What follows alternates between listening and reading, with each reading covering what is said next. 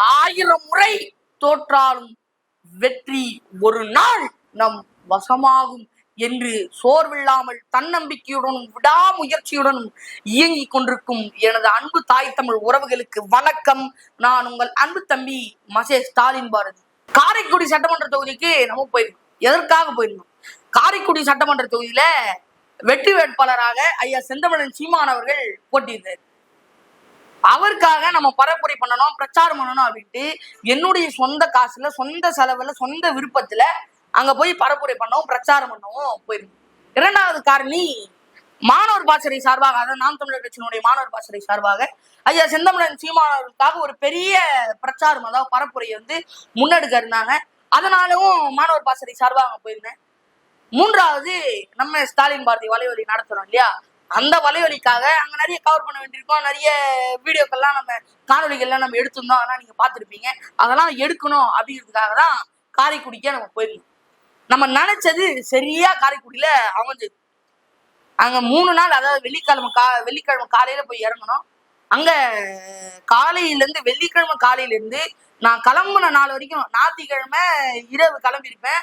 ஆமா, இரவு கிளம்பிருப்பேன். அது வரைக்கும் சுத்தி சுத்தி சுத்தி சுத்தி காரைக்குடியை சுத்தி சுத்தி சுத்தி சுத்தி வந்தோம். கிட்டத்தட்ட காரைக்குடியை சுத்தி சுத்தி காரைக்குடியே மனப்பாடம் ஆயிடுச்சு. இப்ப எங்க விட்டாலும் வந்துருவேன்ற மாதிரி காரைக்குடி வந்துருச்சு. அங்க இத்தனைக்கும் உணவு தண்ணி எல்லாம் அடிச்சாங்க. தங்கறதுக்குலாம் நல்ல இடம் இருந்தது. அப்படியும் நல்லா தூங்க முடியாம, போட்ட சோற சாப்பிட முடியாம, நேரம் இல்லாம ஓடு ஓடு ஓடு ஓடுன்னு காரைக்குடியில ஓடி. எனக்கு காரைக்குடியில எந்தெந்த மூலையில நிறைய உறவுகள் நமக்கு உதவுனாங்க.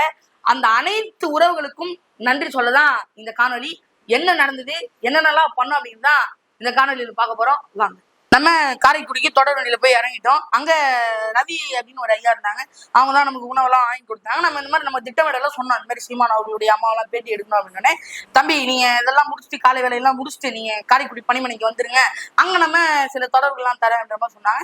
நம்ம வேலையெல்லாம் முடிச்சுட்டு காரைக்குடி பணிமனைக்கு வெள்ளிக்கிழமையா போயிட்டோம். வெள்ளிக்கிழமை தான் போய் இறங்குறோம். வெள்ளிக்கிழமை காரைக்குடி பணிமனைக்கு போயிட்டு நம்ம வேலையை தொடங்கிட்டோம். அப்ப எவ்வளவு வேகமா செயல்பட்டுப்பேங்கிறத பாருங்க.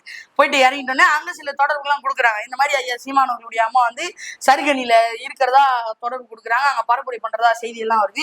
உடனே ஐயா அந்த மாதிரி ஒரு வண்டி ஏற்பாடு பண்ணி கொடுங்க, நம்ம போனோம் அப்படின்னே ஒரு ஸ்கூட்டர் ஒன்று ஏற்பாடு பண்ணி கொடுத்துட்டாங்க. உங்களுக்கு சரிகனி அப் அண்ட் டவுன் ஒரு 100 கிலோமீட்டர் வரும். யாரு, நானே எங்க அப்பாவும் தோண்டு போதில்ல, வாடா போயிடும் ஒரு கை பாத்துருவோம்டா அப்படின்ட்டு. வெயில், சரியான வெயில் கொளுத்துது. ஒரு 3 நாள் தண்ணி பாட்டை போயிட்டு வரையில குடிச்சிருப்போம். போவையிலே ஒரு 3 நாள் தண்ணி பாட்டில் குடிச்சிருப்போம். அப்ப எவ்வளவு வெயிலுங்கிறது பாருங்க. தாக்கு பிடிக்கவே முடியல. கேமரா, ட்ரைபாடு எல்லாத்தையும் தூக்கிட்டு ஓடுறோம். சருகனி போனா ஒரு 50 கிலோமீட்டர் போயிட்டோம். அங்கதான் சருகனி இருக்கு. காரைக்குடியில இருந்து போயிட்டோம். அவங்க சொல்றாங்க, போய் அவங்கள பார்த்ததே எனக்கு மகிழ்ச்சி. ஏன்னா அவங்கள பார்க்கணும் தான் வரமே, அவங்க பாட்டியை பார்க்கணும் தான் வரேன். ஏன்னா ஐயா சீமானவர்களை பார்க்கறது எவ்வளவு மகிழ்ச்சியோ குதூகலமோ, அதை விட அவங்கள பெற்ற தாயை பார்க்கறது எவ்வளவு ஒரு மகிழ்ச்சியா இருக்கும், குதூகலமா இருக்கும் அப்படிங்கிற அந்த உணர்ச்சி நீங்க உணர்வீங்கன்னு நினைக்கிறேன். பார்த்துட்டே ஒரு குதூகலமாயிடுச்சு. அப்ப கேக்குறேன், பாட்டி இந்த மாதிரி எனக்கு ஒரு பேட்டி கொடுங்க ஐயாவை பத்தி அப்படின்னு. அவங்க தூக்கி போட்டாங்க எனக்கு ஒரு அதிர்ச்சி. என்ன, என் மகன் சீமா சொல்ல பேராண்டி, என் மகன் சீமா சொல்லாம நான் யாருக்கும் பேட்டி தர மாட்டேன், அதனால என் மகன் கேட்டுருவா நான் பேட்டி தரேன் அப்படின்ற மாதிரி சொல்லிட்டாங்க. நம்மளுக்கு என்னடா, நம்ம வெயில் சோறு தண்ணி இல்லாம இவ்வளவு தூரம் ஓடி வருவேன், இப்படி குண்டை தூக்கி போடுறாங்களேன்ற மாதிரி ஆச்சு. சரி, இந்த மாதிரி சொல்லிட்டாங்களே, அப்ப சீமான் ஐயாவை தொடர்பு அப்படின்ட்டு ஐயாவுக்கு வாட்ஸ்அப்ல உடனே மெசேஜ் போட்டேன். ஐயா இந்த மாதிரி சொல்றாங்க, நீங்க ஒரு அனுமதி கொடுங்க அப்படின்னு. ஐயா சீமான் அவர்கள் உரிமையாக அன்போடு ஒரு வாய்ஸ் மெசேஜ் போடுறாரு, அதை கேளுங்க. பேசுங்க, உங்க பேருந்தா அம்மா, பேசுங்க, என் பிள்ளவன் நல்லபடியா பேட்டி கொடுங்க, பேட்டி கொடுங்க அம்மா, பாரதி நம்ம பிள்ளை, உங்க பேரை. அதற்கு பிறகு நம்ம வாய்ஸ் மெசேஜ் போட்ட ஒரு 10 நிமிடத்திலேயே ஐயா சீமான் அவர்கள் மீண்டும் பதில் அளிக்கிறாங்க. அப்ப நம்ம நம்மளால கவனிக்க முடியல. ஏன்னா நம்ம கிளம்பிட்டோம், வெயில், சோறு தண்ணி இல்ல, பசி எடுக்குது அப்படின்ற கிளம்பி வந்துட்டோம். அப்ப காரைக்குடி பனிமலையில உட்காந்து பார்த்தா ஐயா சீமான் அவர்கள் இந்த மாதிரி பதில் அளிச்சிருக்காரு.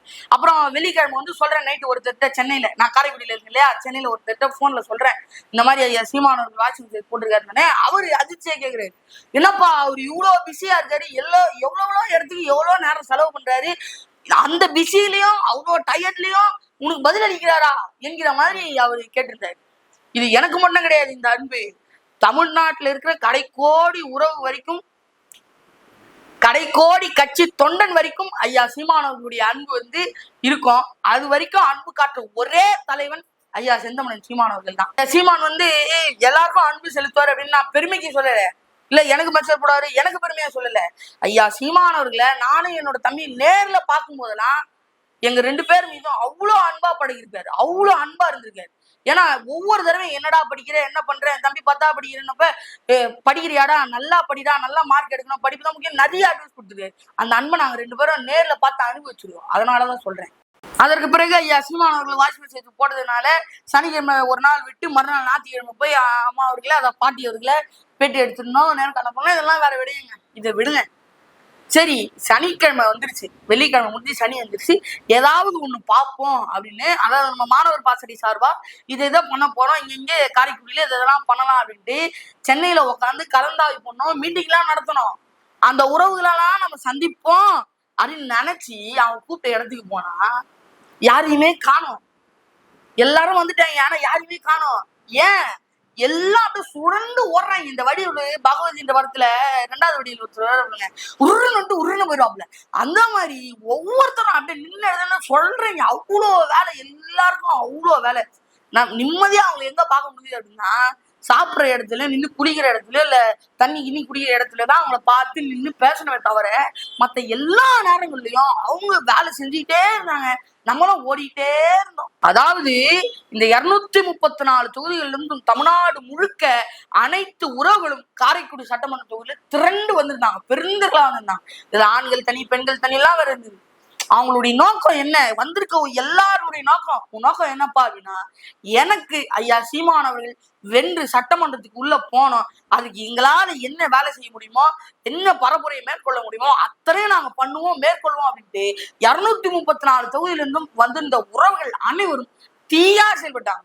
அதாவது காரைக்குடியை தாண்டா அவ்வளோ நிறைய கிராமங்கள் அழகிய அழகிய தமிழ் பேர்ல இருக்கு. ஆனா எல்லாமே வந்து பொட்டல் காடுகள் தான். நீங்க வழியில ஒரு வயல்வெளிகளோ மரமோ செடியோ நிழலோலாம் பார்க்க முடியாது. எல்லாமே பொட்டல் காடுகள், மொட்டை வெயில். ஆனா அந்த கிராமங்களுக்கு நீங்க போனீங்க அப்படின்னா போன வழியிலே தான் மறுபடியும் வெளியில வர முடியும்.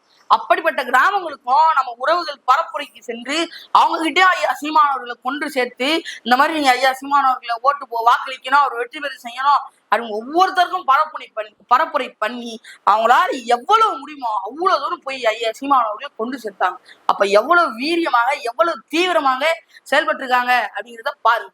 காரைக்குடி சட்டமன்ற தொகுதியில ஐயா சீமானவர்களை வெற்றி பெற செய்யணும் என்று ஒரே நோக்கத்தோட வந்து ஐயா சீமானவர்களை எங்கெங்க கொண்டு சேர்க்க முடியுமோ அங்கங்கெல்லாம் கொண்டு சேர்த்து எவ்வளவு வேர்வை சிந்தி, அதாவது ரத்தம் வேர்வையா சிந்தி உடைச்ச அனைத்து உறவுகளுக்கும், சீமானவர்களை சட்டமன்றத்துக்குள்ள அனுப்பியே ஆகணும் அப்படின்னு உழைத்த அனைத்து உறவுகளுக்கும் இந்த நேரத்தில் என்னுடைய நன்றியை தெரிவிச்சுக்கிறேன்.